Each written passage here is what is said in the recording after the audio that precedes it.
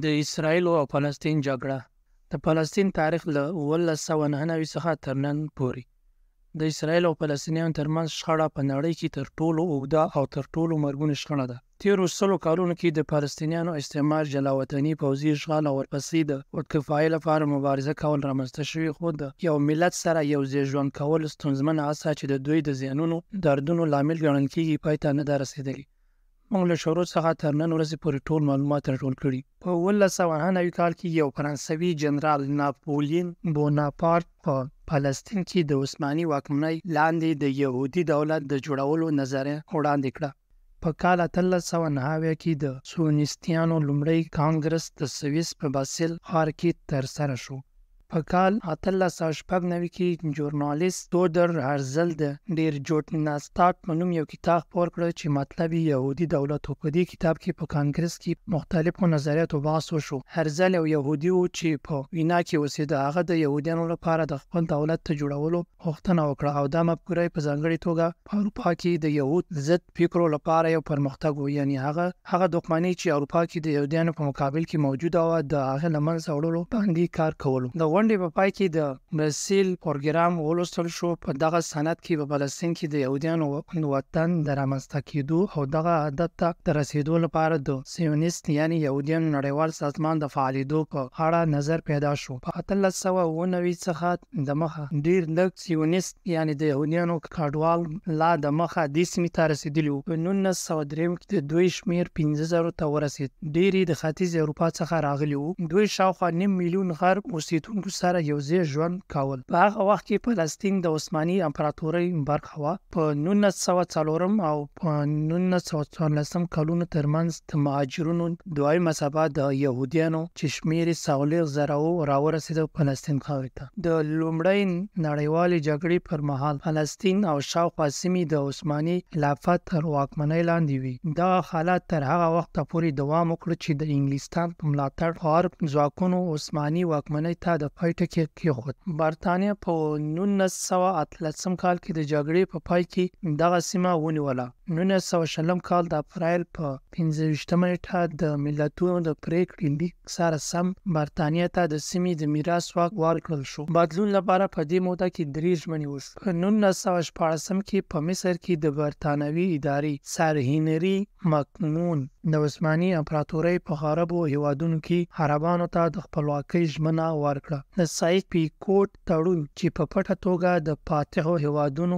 فرانسې او انګلستان ترمنځ لاسلیک شو، هغه سیمه ده چې د دې دوه هیوادونو ترمنځ په 2 برخو وویشله او دا یې په پام کې ونیول شول چې په فلسطین کې به یوه نړیواله اداره جوړه شي. په 1919 کې د برتانیا د بهرنیو چارو وزیر آرتور بیلفور فلسطین کې د یهودیانو لپاره د کور د جوړولو ژمنه وکړه. دا ژمنه د سیونیستانو یو مشر لارډ روتشیلډ ته په لیږل شوي لیک کې دا شامل و. دا لیک د بیلفور اعلامیه په نوم پیژندل کېده. د بیلفور اعلامیه د انګلستان هغه ستونزمن میراث و چې په 1919 کال کې منځني ختیځ ته یې په 20 کلمو کې پرېښود. په 1929 تر 1926 کال پورې د عربانو غبرګون د انګلستان لخوا په 1922 کال کې سرشمېرنه وشوه چې د یهودیانو شمېر په فلسطین کې 750,000 نفوس یعنی په 100 کې 11 سلنې ته رسېدلی و او په راتلونکي 15 کلونو کې به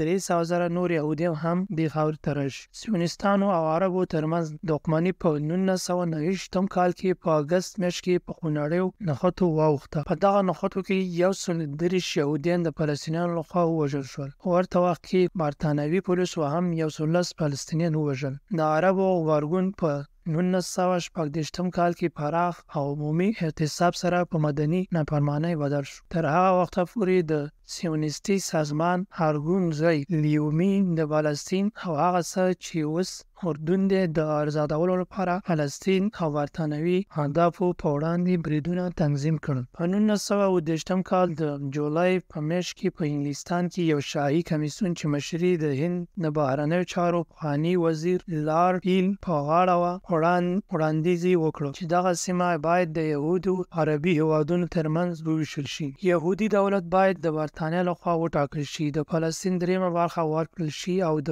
ګلیل بحر او ساحلي برخې پکې شامل وي. فلسطین او عربو استازو ته وړاندیز رد کړ. دوی غوښتل چې د یهودو مهاجرت ودرول شي او یو واحد دولت چې د اقلیتونو حقونو ته درناوی وکړي رامنځته شي. تاوتریخجن مخالفت تر 1938 پورې دوام وکړ، تر هغه چې د انګلستان څخه لیږل شوي ځواک لخوا ودرول شو. په سلګونو زره یهودیان د صهیونیستي پروژې په چوکاټ کې فلسطین ته چې د برتانیا تر واک لاندې وو مهاجر شول. دا کار په عربي ټولنو کې د قهر او بغاوت لامل په 1940 کال کې ملګري ملتونو نافذ شول. برتانیا چې له 1940 کال راهیسې فلسطین اداره کول، په 1940 کال کې ملګرو ملتونو ته د صهیونیستي او عربو د ستونزې حل مسؤلیت وسپاره. هغه وخت سیمه له تاوتریخوالي ډکه وه. یهودیانو په دې وخت کې د نفوسو دریمه برخه جوړوله او 6 سلنه ځمکه د دوی په لاس کې وه. اروپا کې د نازي له ظلمونو څخه تښتېدونکي سلګونو زرو یهودیانو راتګ د حل لپاره لټون نور هم ګړندی کړ. دویمه نړیواله جګړه کې 6 میلیونه یهودیان ووژل شول. د ملګرو ملتونو لخوا جوړه شوې ځانګړې کمیټه د فلسطین او عربي هیوادونو ترمنځ د سیمې د ویش وړاندیز وکړ. داسې حال کې چې د فلسطین استازو د غرب عالي کمیټې په نوم پیژندل کېدل، دا وړاندیز رد کړ او د یهودیانو استازو دا ومنله د فلسطین د ویش پلان. کله چې ملګرو ملتونو کې ویش پیل شو، نو دوی د فلسطین خاوره 50.8 سلنه یهودي دولت ته او 3.35 سلنه عربي دولت ته پرېښودله. بیت المقدس به د نړیوالې ادارې لاندې وي. دغه پلان په 1940 کال کې د نومبر په 29 د ملګرو ملتونو په عمومي غونډه کې له 30 هیوادونو د رایو له لارې دا طرحه تصویب شوه.